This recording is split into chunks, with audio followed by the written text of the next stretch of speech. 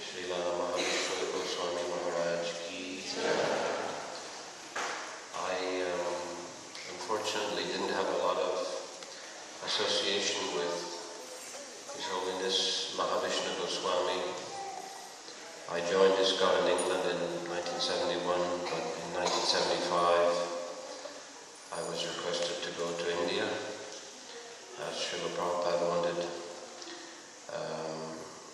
devotees who had Commonwealth passports because they could stay a long time in India without visas. And as I understand, Maharaj joined ISKCON around that time, isn't it?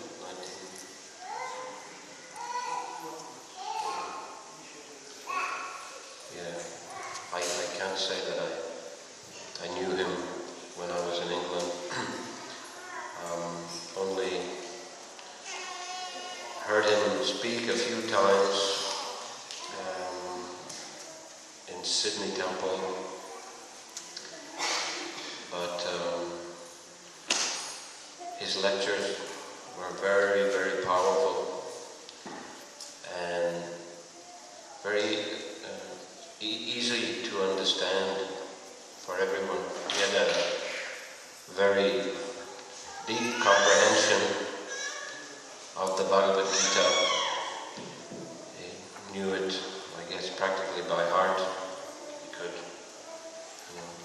bring out any shloka at will and also dissect the shloka and explain the meaning from various angles. And he had a very jolly demeanor. Also the demeanor of a schoolmaster, school teacher. I believe that was his profession in the previous times. So it was a very potent and straightforward and uplifting style of preaching that he had, and one could go on listening for hours and hours.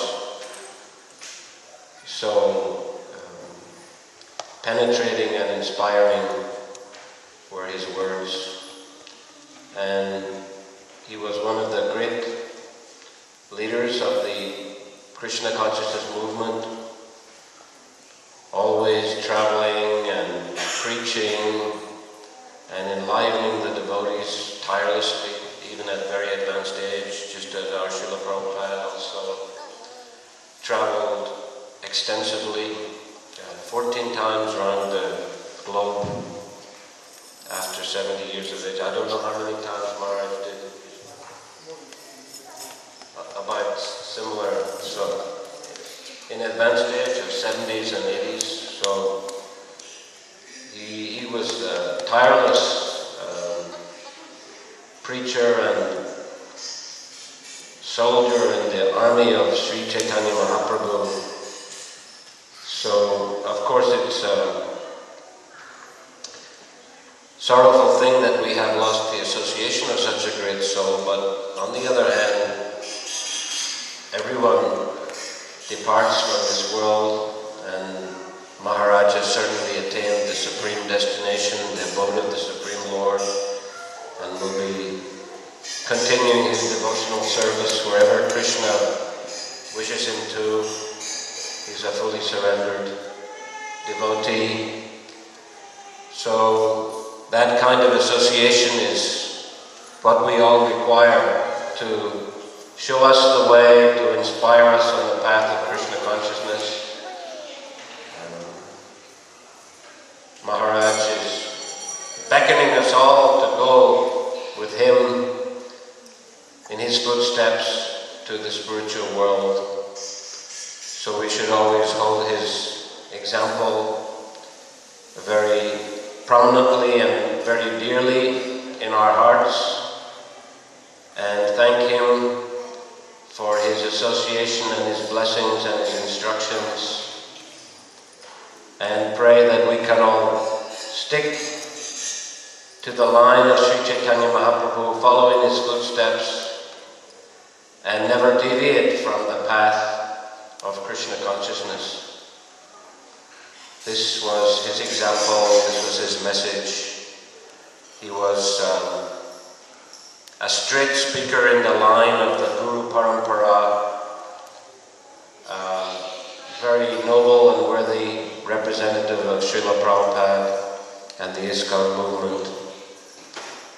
So, on this auspicious day, I beg for his blessings and shelter, and hope that we can all please him by cooperating together to practice and spread Krishna consciousness here in New Zealand and all over the world. Srila Mahavishnu Goswami Maharaj ki.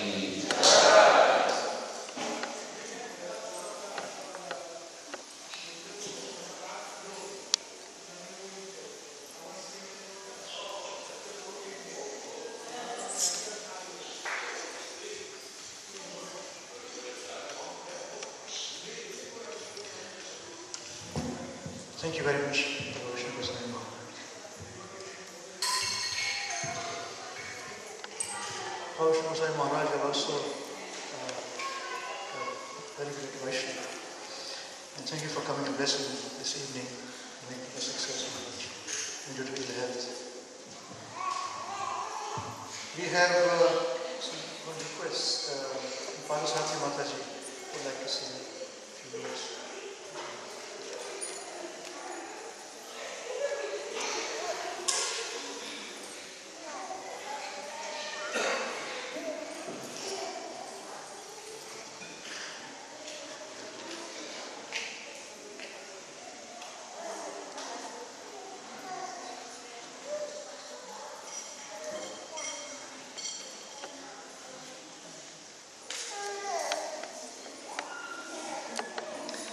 Before I say my memories of Maharaj, I'd just like to say something about my Guru Maharaj, His Holiness Mahavishnu Goswami.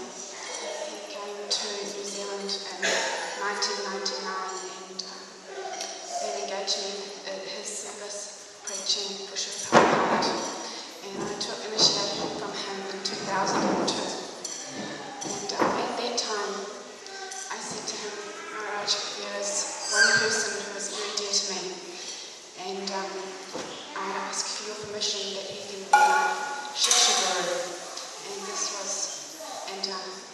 He was very happy to hear His Holiness Mahavishnu Maharaj, and he of course gave his full blessings that I could continue what I thought was a very close relationship with Maharaj. The first time I saw him in 1993 was in Wellington, and he was exactly doing this. And then later, I was listening to his classes in Auckland, and I remember one class, he was speaking about the bodily concept and how foolish we are trying to do our hair all nicely. And I thought it was I loved his class because I had previously had dreadlocks, so I didn't have this habit. And later on that day I went to see him at Madhuri Prabhu's house, and he very kindly talked to me, and then he said, Mataji, please comb your hair. And that was my first instruction.